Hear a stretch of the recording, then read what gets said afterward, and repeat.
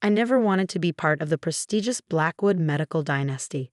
But life has a funny way of bringing you exactly where you need to be, even if the path there breaks your heart first. My name is Dr. Sarah Chen, and this is the story of how I learned that sometimes the smallest clinics can save the biggest hospitals. The morning everything began, I was elbow deep in medical supplies at my rural clinic in Cedar Grove, sorting donations and trying to make our limited resources stretch another month. My phone buzzed for the 10th time, another message from my stepsister Victoria. Dad's retirement ceremony is tonight. Last chance to stop embarrassing the family and show up properly dressed.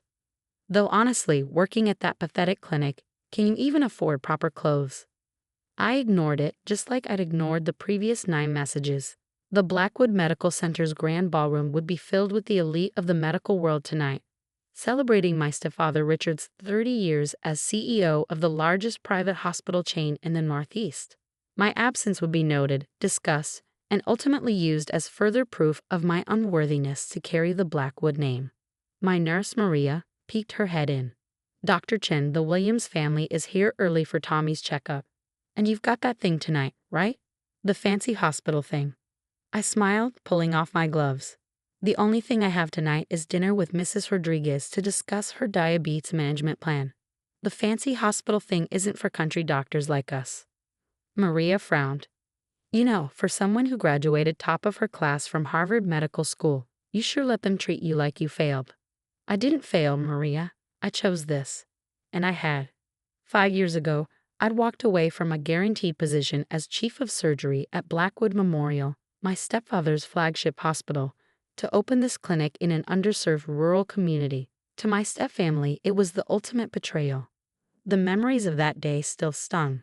I'd stood in Richard's opulent office, my fellowship completion certificate in hand, ready to explain my decision to serve where I was truly needed. A rural clinic? My stepmother Elizabeth's voice had dripped with disdain. Darling, we didn't pay for Harvard to waste your talent on farmers and factory workers. You're a Blackwood now, start acting like one. I'm a doctor first, I'd replied. These people have no access to quality healthcare. They're dying from treatable conditions because they're not our concern, Richard interrupted, his voice cold. This family has a legacy to maintain. Your mother understood that before she passed. It's time you did too.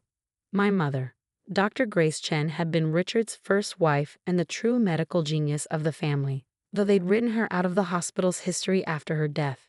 She taught me that being a doctor meant serving those in need, not just those who could afford platinum insurance packages. Victoria, my stepsister and Richard's daughter from his first marriage, had twisted the knife further. If you do this, you're no longer welcome at Blackwood Memorial. We can't have our patients knowing that one of our own chose to work in some backwater dump. I'd walked out that day and never looked back. Well, almost never. I still kept tabs on the hospital chain through medical journals and industry news. Lately, the reports hadn't been good. Declining patient satisfaction, rising mortality rates, and whispers of financial troubles. A commotion outside my office snapped me back to the present. Dr. Chen. Maria called urgently. Emergency in the waiting room. I rushed out to find Mr. Thompson, one of our elderly regulars, collapsed on the floor. Heart attack, I diagnosed quickly, dropping to my knees beside him. Maria, crash cart. The next hour was a blur of CPR, medication, and desperate prayers until finally his heart stabilized. As we waited for the ambulance to transfer him to the nearest hospital, ironically, a Blackwood facility an hour away, his wife clutched my hand. If you weren't here, if this clinic didn't exist, she couldn't finish the sentence. But we are here, I assured her, even as I worried about our dwindling supplies and tight budget. The clinic operated on a shoestring, serving a community that could barely afford basic care, let alone the premium rates my stepfather's hospitals charged. That evening, as I sat with Mrs. Rodriguez reviewing her blood sugar logs, my phone buzzed again. This time it was my old friend Dr. James Wong, now chief of medicine at Blackwood Memorial. Sarah, you need to know what's happening, his message read. The retirement ceremony, it's not what everyone thinks. Things are worse than anyone realizes. Call me when you can. I was about to respond when another message came through, this one from an unknown number. Dr. Chen, my name is Marcus Kane from Horizon Healthcare Solutions. We've been following your work in rural healthcare innovation. Would you be interested in discussing a potential partnership? Our board is very interested in your model of sustainable community medicine. I stared at my phone, a plan slowly forming in my mind. I've been so focused on keeping my little clinic afloat that I'd missed the bigger picture. Maybe it was time to show the Blackwoods that true medical excellence isn't measured in marble lobbies and golden nameplates. Maria, I called out. Cancel my appointments for tomorrow. I need to go into the city. The retirement ceremony? She asked hopefully. No, I smiled, thinking of the Horizon Healthcare message. Something much more important. It's time to expand our little clinic's mission. As I drove home that night, past the farms and factories my stepfamily looked down on, I thought about my mother's last words to me. Sarah, healing isn't just about fixing bodies. Sometimes you have to heal entire systems. I hadn't understood what she meant back then, but I was about to find out. Little did I know, walking into Horizon Healthcare's offices the next morning would set in motion a chain of events that would shake the Blackwood medical empire to its foundations. Sometimes the best revenge isn't destroying what others built, it's building something better right next door. The Horizon Healthcare offices couldn't have been more different from the ostentatious Blackwood headquarters. Clean, modern, and efficient, without a crystal chandelier in sight. Marcus Kane, their CEO, met me in a simple conference room, his enthusiasm evident. Dr. Chen, thank you for coming. Your rural healthcare model is exactly what we've been looking for. He spread out a series of reports. Your clinic's outcomes are remarkable. Better patient compliance, lower readmission rates, and significantly reduced care costs. And you've done it all on a shoestring budget. I studied the data they compiled. We focus on prevention and community engagement. It's not revolutionary, just exactly what the industry needs, Marcus interrupted. Which is why we want to fund your expansion. 100 clinics across 5 states using your model. Full administrative autonomy, state-of-the-art equipment, comprehensive staff training programs. My heart raced, and my existing clinic will become our flagship training center. Dr. Chen, we're prepared to commit $500 million to this initiative. We believe you can revolutionize rural healthcare delivery. As Marcus outlined the details, my phone buzzed repeatedly. Messages from Victoria about last night's ceremony, each more gloating than the last. You missed quite a show, little sister. Dad announced me as the new CEO of Blackwood Medical. But don't worry, we'll still treat your little charity cases at full price, of course. Someone has to pay for my new beach house. I muted the notifications and focused on Marcus's proposal. By the time I left his office 3 hours later, I wasn't just the director of a small rural clinic anymore. I was the CEO of Horizon Community Health Network, with resources that would make Victoria's beach house look like a sandbox. But I hadn't even made it to my car when James called. Sarah, it's worse than we thought. Victoria's first act as CEO. She's cutting all charity care programs. And the board just approved a 40% rate increase across all hospitals. She can't do that. I protested. Those programs serve thousands of patients. The community relies. That's not all. James cut in, his voice dropping. Remember those experimental treatments your mother was developing before she died? The ones Richard claimed failed? My grip tightened on the phone. What about them? I found her original research files. Sarah, they didn't fail. They worked. Richard buried the results because they would have made treatment too affordable. He's been sitting on potentially life-saving protocols for 15 years. The world seemed to tilt on its axis. My mother's last project, affordable treatment protocols for common but expensive procedures, had supposedly died with her. Richard had used her failure to push for increasingly expensive proprietary treatments instead. Send me everything, I said, my voice steady despite the rage building inside me. And James, get ready to update your resume. You're about to have a better offer. The next few weeks passed in a blur of activity, while Victoria held press conferences announcing Blackwood Medical's bold new direction. I quietly built something far more powerful. Every doctor fed up with Blackwood's profit over patients model, every nurse tired of turning away sick children because their parents couldn't afford care. They came to us. James brought my mother's research, and our team of scientists quickly confirmed what I'd suspected. Her protocols weren't just viable, they were revolutionary.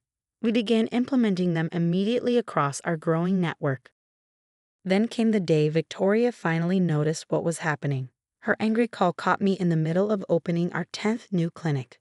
"What the hell do you think you're doing?" she screeched. "Those doctors were under contract, and those treatment protocols were my mother's work," I cut in calmly. "Which makes them my intellectual property, not Blackwood Medical's. Check the patent office." "You little," she sputtered. "Dad will destroy you for this." "Really? How are your patient numbers looking, Victoria?" "Because ours are growing rather quickly."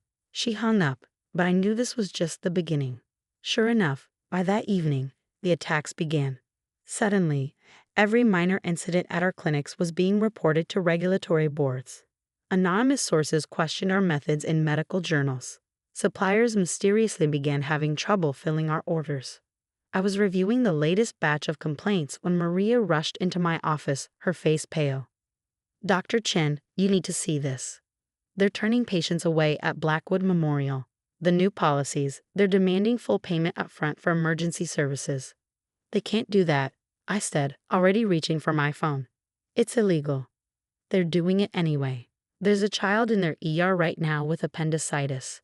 They won't operate without a $50,000 deposit." I stood up, grabbing my keys. "Call our surgical team. Have them prep or two.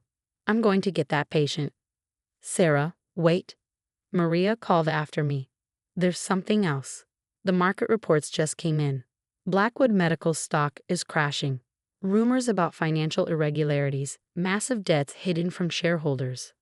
I paused at the door, remembering something else from that last conversation with my mother. She hadn't just been working on affordable treatments. She'd been investigating financial discrepancies in the hospital's books. The pieces suddenly clicked into place. Richard's insistence on burying her research, the rushed remarriage less than a year after her accident, the missing files from her office. "Maria," I said quietly, "call Marcus Kane at Horizon. Tell him it's time to implement Phase 2. The next morning, as I scrubbed in for the appendectomy we'd rescued from Blackwood's ER, my phone lit up with urgent news alerts.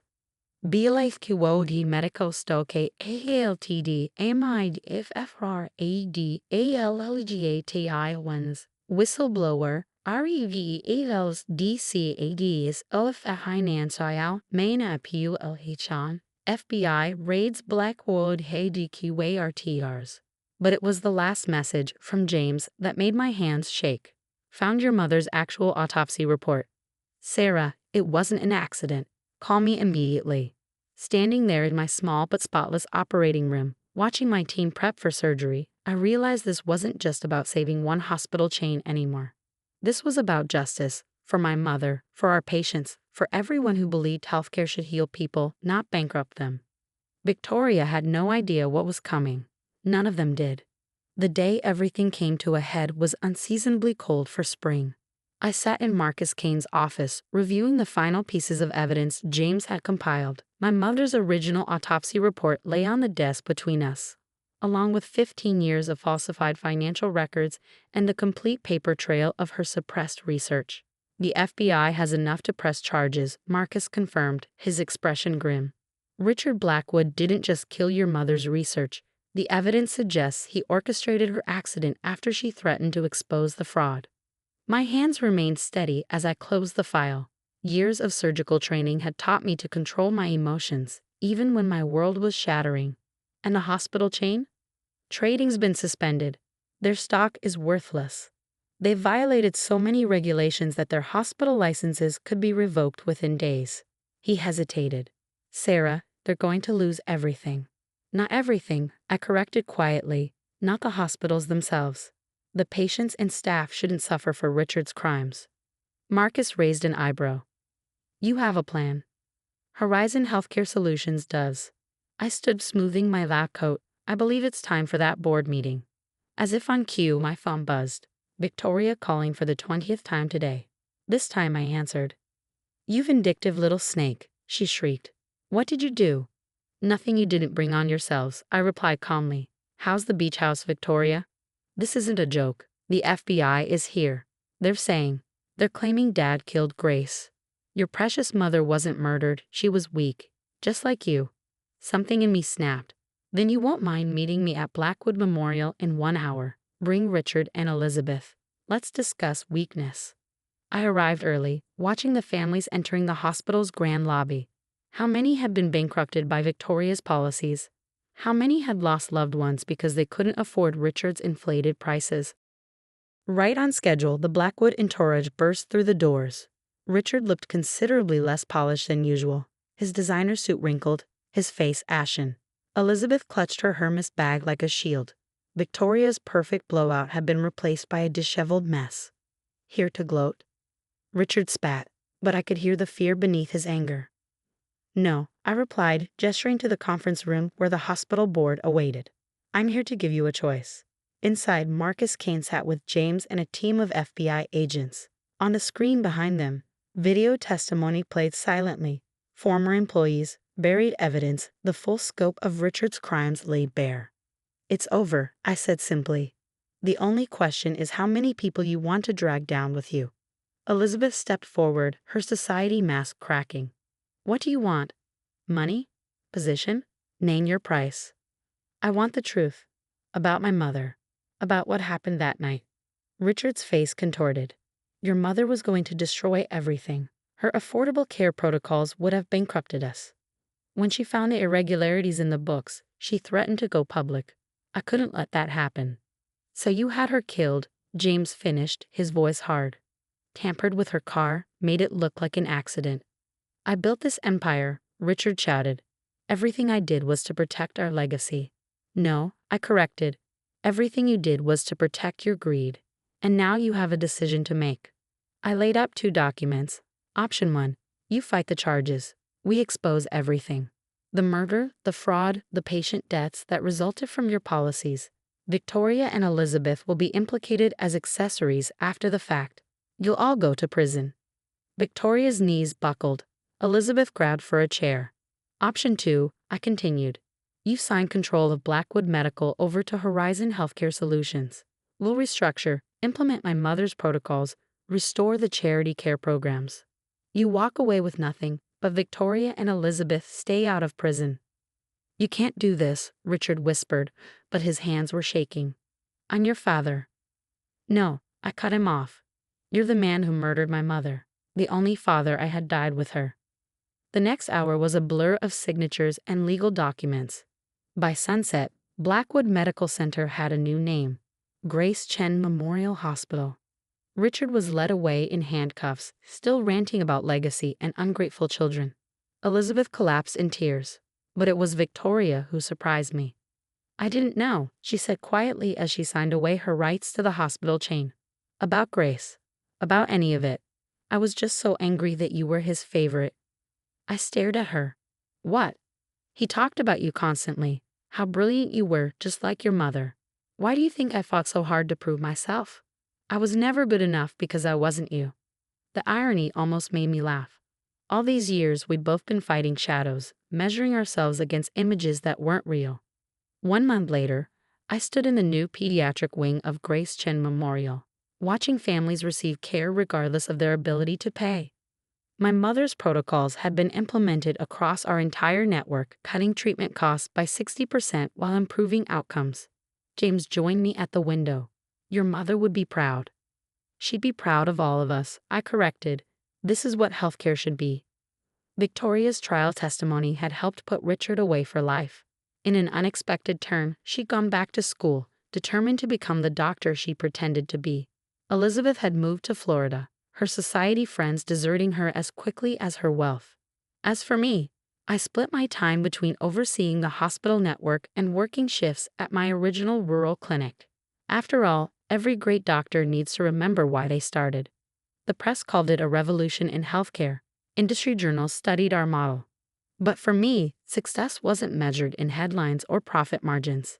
It was measured in the faces of patients receiving care they could actually afford, in the satisfied exhaustion after a long surgery, and the knowledge that my mother's legacy lived on. Sometimes at night, I visit her memorial in the hospital garden. You were right, Mom, I whisper to the stars. Sometimes you have to heal entire systems. The Blackwood medical dynasty had fallen, but something better had risen in its place. Not an empire built on greed and fear, but a network of healing built on compassion and innovation. After all, that's what real doctors do. We heal. We serve. We remember our oaths. And sometimes, when the healing is done right, justice follows naturally. Maria still teases me about keeping my old office at the rural clinic, even though I could have the fanciest suite in any of our hospitals. But she understands. That small room where it all started reminds me of an important truth. It's not the size of the hospital that matters, but the size of the doctor's heart. Richard's legacy now molders in a prison cell, while my mother's vision transforms lives daily. Sometimes the best revenge isn't destroying what others built, it's building something so much better that people forget the old version ever existed. That's my legacy. That's my mother's victory, and that's a story worth telling.